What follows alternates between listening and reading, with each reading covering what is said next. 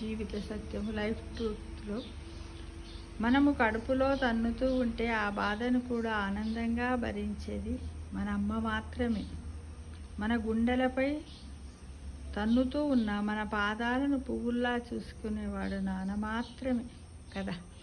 ఎందుకంటే మనం తల్లి గర్భం లోపల మనం ఎన్ని నవమాసాలు ఉన్న తర్వాతనే మన జీవిత చక్రం పరిపూర్ణమై ఆ తర్వాతనే భగవంతుడు మనల్ని తల్లి గర్భం నుండి రిలీజ్ చేసి సృష్టిస్తాడు. మనం బయటకు వచ్చి మనకన్నీ బోధన చేస్తాడు. ఎప్పుడు తల్లి గర్భంలో ఉన్నప్పుడే మంచి చెడ్ల గురించి అన్ని విషయాలు చెప్తాడు. కాకపోతే మన జ్ఞాపకం ఉండదు.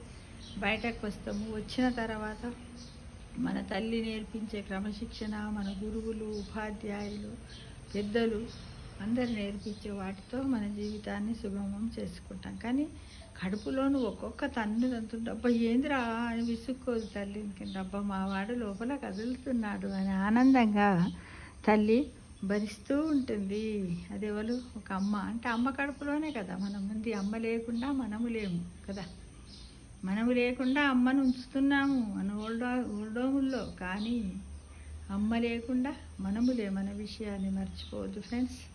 అలానే మన నాన్న మనని ఎత్తుకుంటాడు. ఎత్తుకొని ముద్దాడుతూ ఉన్నప్పుడు కొద్దిమంది పిల్లలను పైకి ఎగిరేసినప్పుడు మన చిన్న చిన్న కాళ్ళతోటి మనల్ని తంతూ ఉంటాడు. నాన్నని తంతూ ఉంటే అప్పుడు నానేమనుకుంటా అంటే ఆ పాదాలను ముద్దు పెట్టుకుంటా, ఈయన పాదాలు ఎంత బాగున్నాయి పువ్వులా అనుకుంటూ ముద్దు పెట్టుకుంటూ సంతోషంగా ఉంటారు. కానీ తనకు ఓల్డేజ్ వచ్చిన తర్వాత ఆ తండ్రి చేతులను కూడా ముట్టుకోవడానికి కూడా బాధపడుతున్నారు ఫ్రెండ్స్. అంటే ఈ మమతలు అనురాగాలన్నీ ఎటుపోయాయో ఏమో.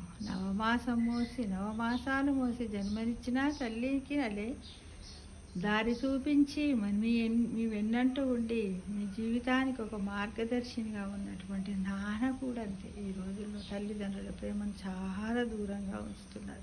అది ఎంతవరకు కరెక్ట్?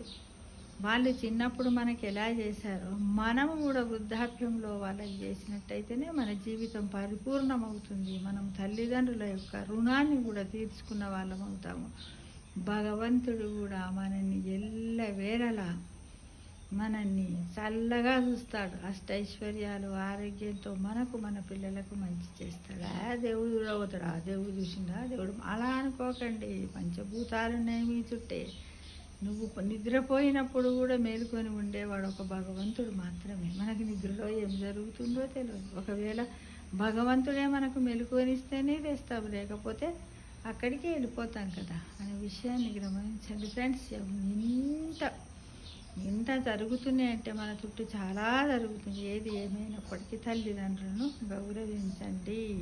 మీ రుణాన్ని ఈ జన్మలోనే తీర్చేసుకోండి.